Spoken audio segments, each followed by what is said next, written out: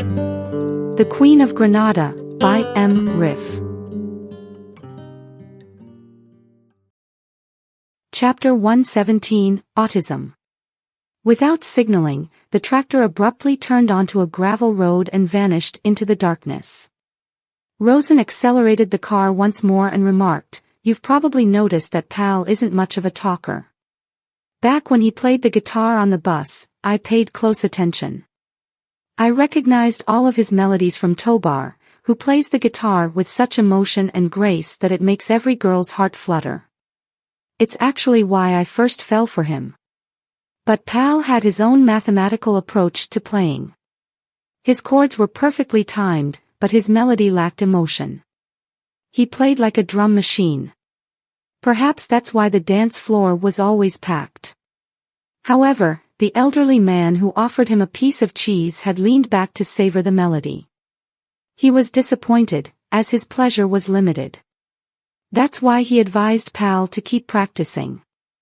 She shifted to a higher gear, pressed down on the gas pedal, and continued, "Back then, when he was very young, I worried about his development.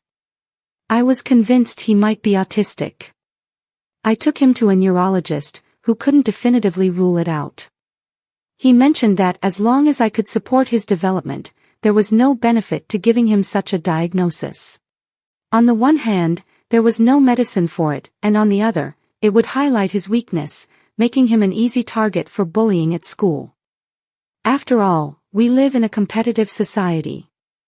Basically, people in our society behave like a flock of birds sitting on a tree, those of higher status, sitting at the top and looking down on those below."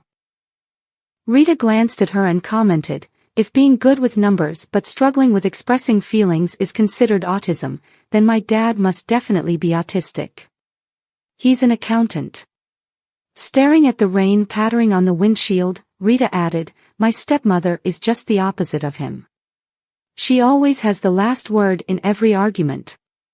Rosen chuckled and said, "Looks like I've found a suitable bride for my son. Together, you two could be a mirror image of your parents." Rita replied, "It wouldn't be fair to that poor fellow. I'm a witch."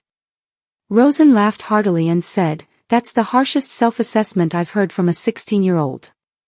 Rita looked at her and inquired, "So, how did you fare with the archive?"